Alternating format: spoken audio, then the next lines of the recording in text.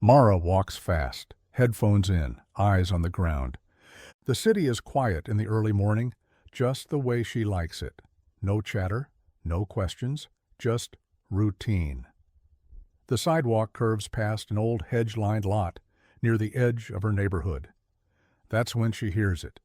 A faint, high-pitched sound. A whimper. She slows, pauses.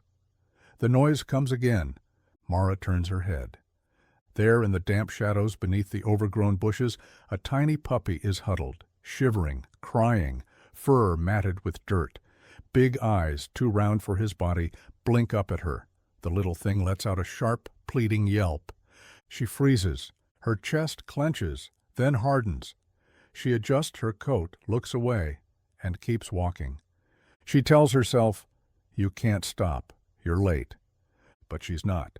She just can't. She's done this before, seen strays, heard cries.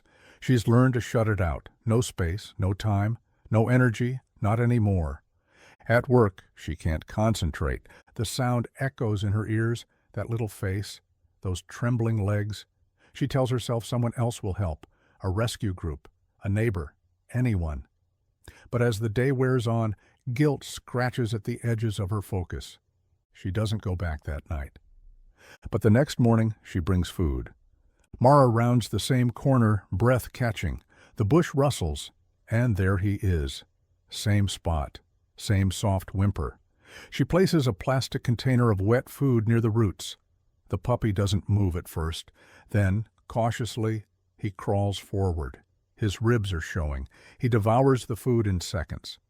She crouches a few feet away watching. "Just for today," she whispers. The next morning, he's waiting. She doesn't bring food this time, just stops for a moment. He wags his tail the moment he sees her. It's faint, hesitant, but hopeful. She almost smiles. Day 4. More food. This time she stays longer. The puppy sniffs her shoe. She doesn't move, doesn't speak, just watches. By day 5, she's bringing small treats in her coat pocket. She's started calling him Fig in her mind. She doesn't know why, it just fits. She never says it aloud. Naming him would make it real. She can't let it be real. She tells herself she can't take him in. You work long hours. You live in a small apartment. You don't know anything about puppies. But she lingers a little longer each day, watches him stretch after he eats, notices how he follows her halfway down the street, then turns and trots back to his bush like he knows the boundaries she's drawn. She whispers to herself, "If he's still here on day 10, I'll take him." It's a deal, a delay, a way to hold on and keep distance all at once. By day 6, Fig is waiting at the corner when she leaves, and again when she returns. Every morning, every night, like clockwork. No leash, no fence, no command. Just choice, just hope. Mara tells herself she's imagining it, but every day that little tail wags just for her. And even though she hasn't let herself say it, her heart already knows. She's falling. The puppy is waiting. It's day 7, and Mara already knows he'll be there before she turns the corner. She tries to act surprised when she sees him, tail thumping softly against the sidewalk, but it's no use. Her heart skips anyway. She kneels, slower this time. He inches toward her, ears low, nose twitching. She holds out a soft biscuit from her coat pocket. He takes it gently. His tongue brushes her fingers. A tiny electric jolt runs up her arm. She laughs. It's the first time in months. She doesn't realize she's started calling him Fig out loud until day 8. "Morning, Fig," she murmurs, crouching beside the bush. He bounces out, yipping softly, and presses his side to her calf. Mara strokes his neck with 2 fingers, cautious but no longer distant. He smells like wet leaves and dust. That evening, he's waiting again. Same spot, same look. She's never had anyone wait for her like this. Inside her apartment, she sets her keys down and glances at the dog bed sitting in the online shopping cart on her laptop. She hovers over the Buy Now button, then closes the screen. Not yet. At work, she finds herself distracted. She sketches little paw prints in the margins of her notebook. starts Googling homemade puppy food. She doesn't tell anyone. She can't. What would she say? There's a stray who's making me feel things I haven't felt in years? Still, every morning, Fig is there. By day 9, their routine is ritual. He walks with her down the block, then sits at the corner like a tiny, unspoken promise. He never tries to follow farther, just watches until she disappears from view. That night, she finds herself standing at her window, coat still on, watching the empty sidewalk below, wondering if he's warm, wondering if he's safe. Mara doesn't know when her fear changed. It used to be fear of responsibility, of heartbreak, of disruption. Now, it's the fear of losing him before she can even admit she cares. She wakes early on day 10. The sky is gray, drizzly. She throws on her coat, skips coffee, doesn't even check her phone. Her heart beats too loud. She reaches the bush. Empty. No tail, no yip, no waiting eyes. She calls out once, softly, "Fig?" Nothing. Her stomach turns. Maybe he left. Maybe someone took him. Maybe he gave up. She checks the alley, the corner, no sign. She kneels where his food dish used to sit. It's gone too. She whispers to the silence, "I was going to take you home." No answer. She forces herself to leave, heads to work late. On the train her hands tremble. In meetings she doesn't hear a word. That night she retraces every step with a flashlight. Still nothing. She tries to sleep. She can't. The next morning, day 11, she doesn't expect anything. But she walks the path anyway, and just as she passes the alley, a sound. A whimper. She spins. There, tucked behind a tipped garbage bin, is Fig, shivering, one ear bent, covered in grime, eyes wide with panic. She rushes over. He limps toward her.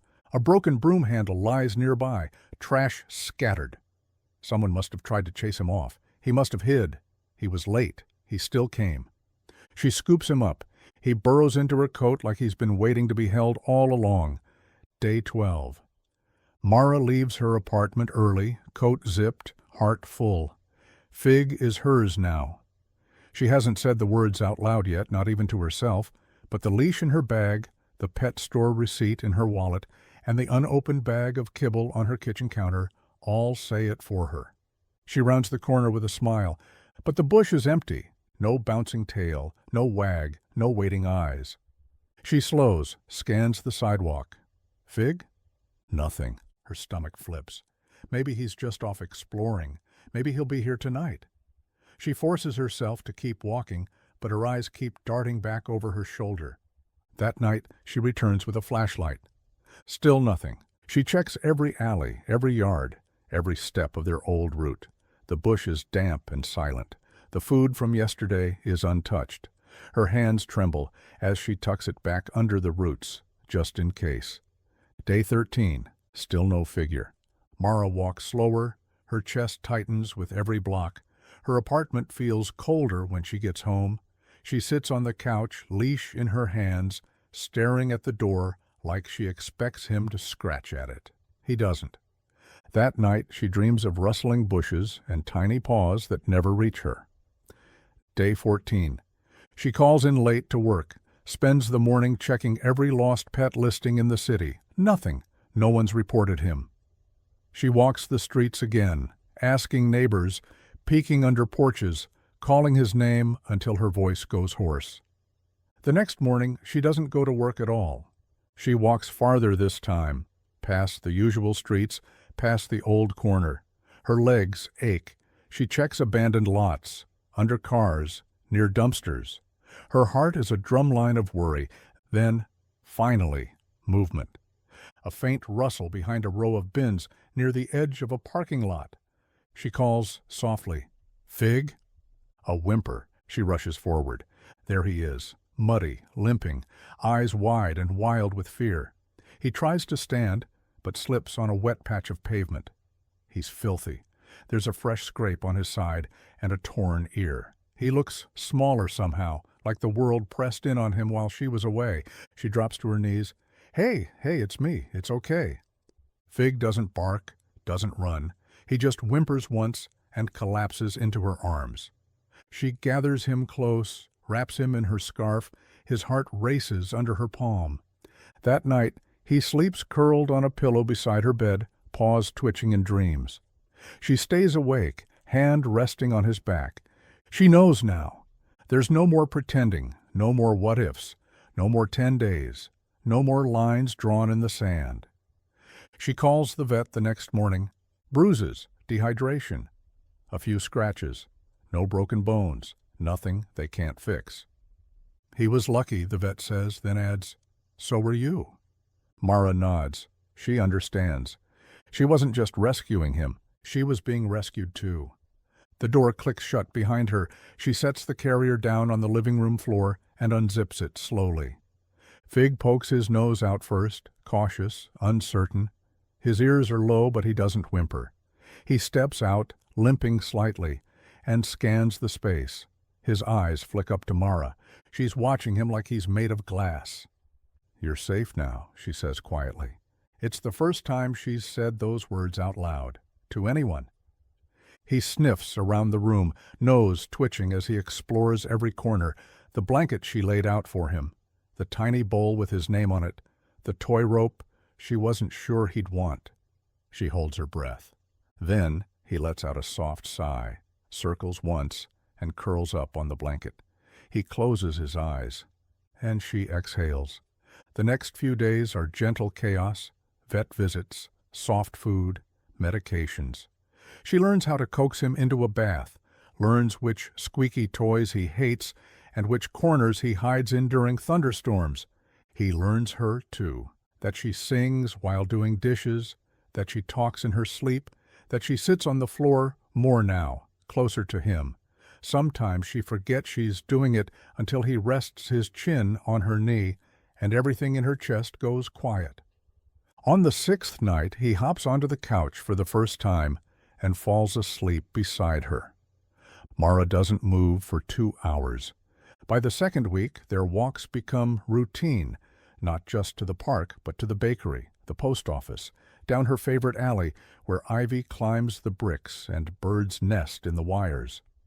He trots beside her like he's been doing this his whole life. Neighbors notice, they wave, smile, ask for his name. She tells them, louder now, this is Fig.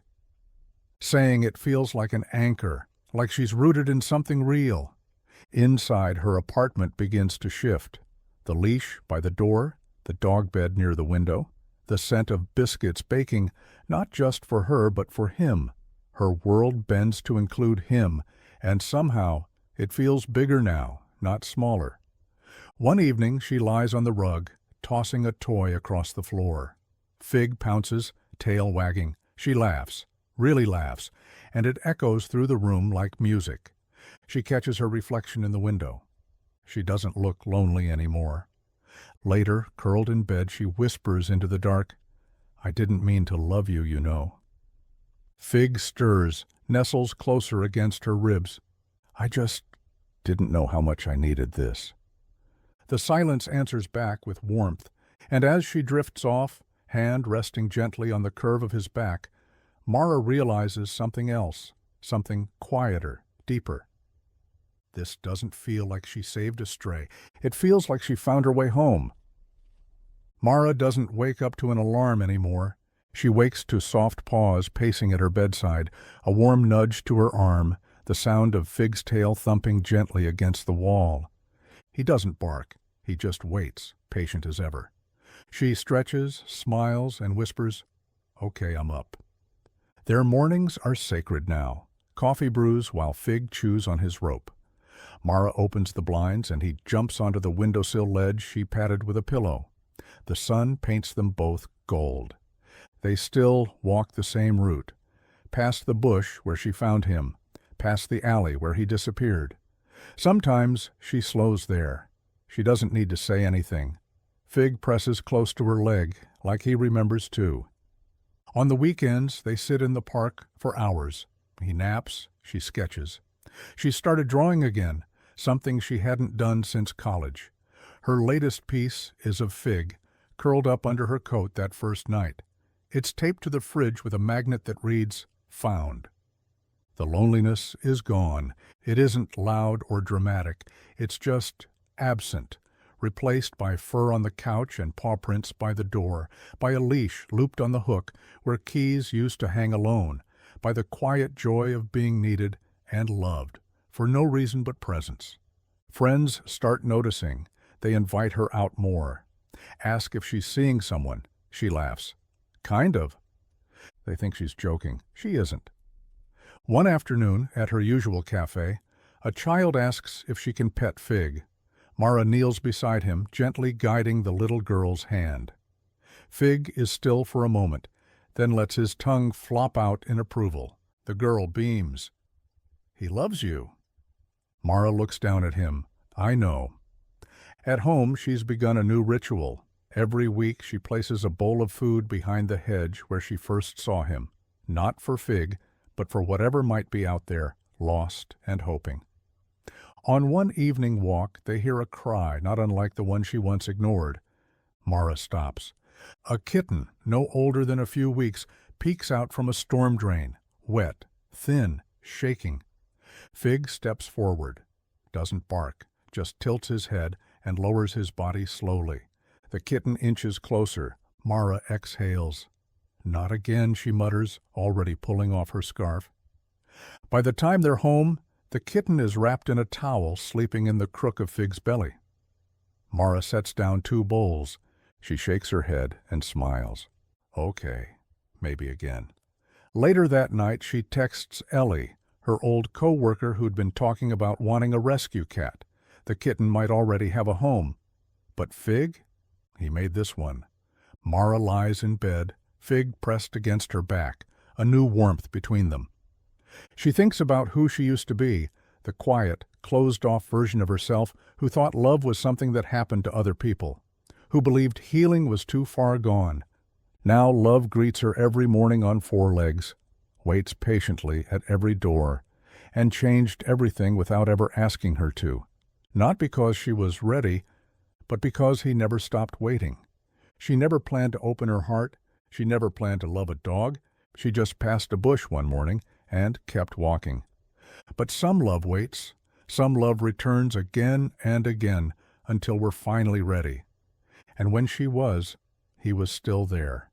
This wasn't just a story about adopting a stray.